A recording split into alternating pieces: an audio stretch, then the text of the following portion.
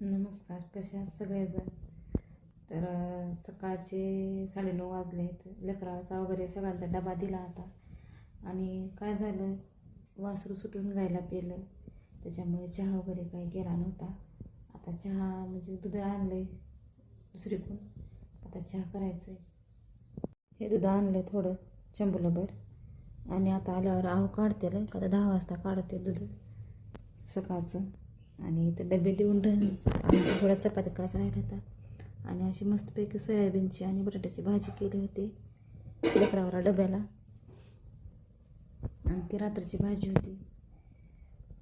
तर गाईला जर वासरू पेत असेल तर ही सांगून म्हणे, असं काय तर झालं आहे, मला सांगितलं नाही. म्हणून हे दूध आणलं होतं. आता 9 वाजले तर डोकं जाम झालं, तर चहा करायचा मस्तपैकी गरम प्यायचं.